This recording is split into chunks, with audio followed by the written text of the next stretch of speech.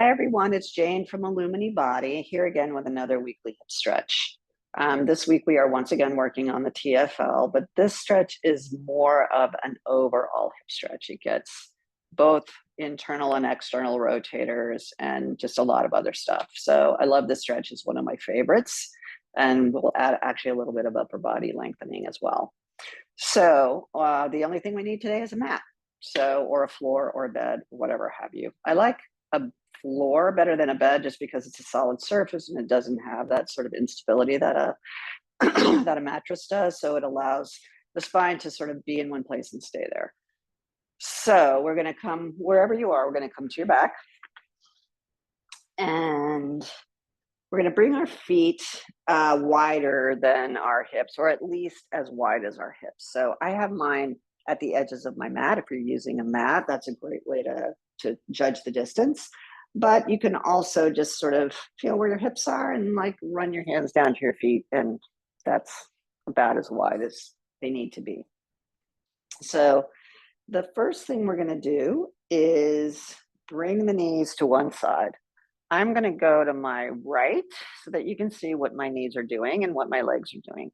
So one leg is falling down, the other one is falling in. So one's falling out, the other one's falling in. That makes sense. Okay, so you can probably feel a pretty big stretch in the top hip, the hip that's turning in.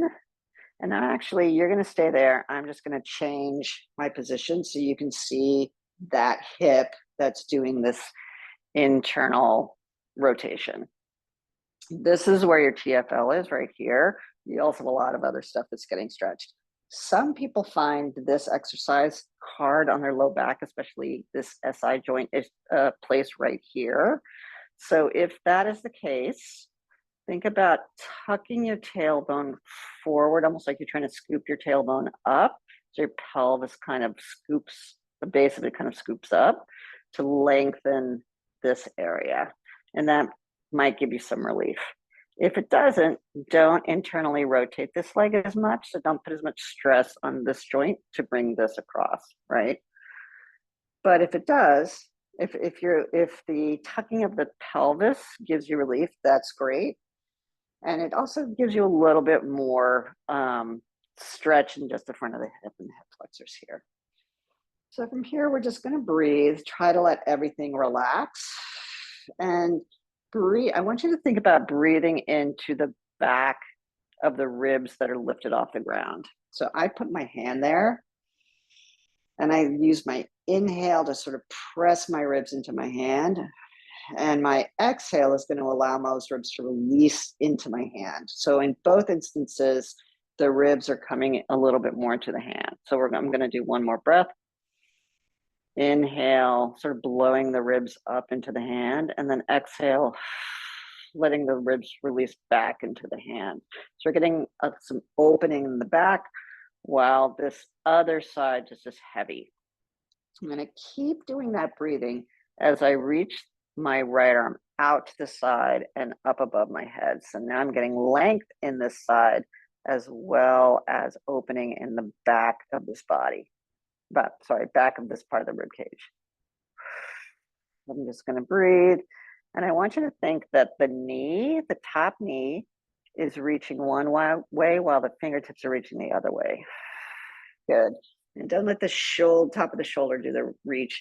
Think that this underneath of the arm, the outside of the arm out through the pinky is doing the reaching. So think pinky one way, knee the other way, letting the ribs release down. So we don't want the ribs to push forward and up, which is going to shorten the back of the rib cage.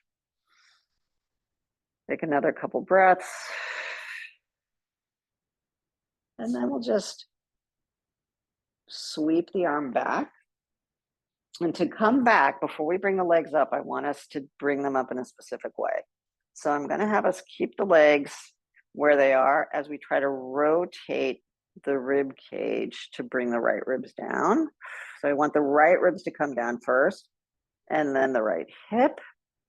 And then keeping the core engaged, we're going to rotate that right hip down, and that's what's going to bring the knees up. So if we start to bring the knees up from the knee, it's gonna not be great for your low back. So try to spiral yourself back, starting with the ribs and then the hip and the knee. It's not gonna be a perfect sequence like that, but I want this part of the body, the center part of the body, do the work versus the further part of the body. All right, and then you can do the other side. Again, I love how this feels, so I hope you love it too. And if you have any questions, please feel free to email me at illuminibody.com, jane@illuminibody.com, or just go to my website, illuminibody.com. All right, thank you and happy hips. See you next week.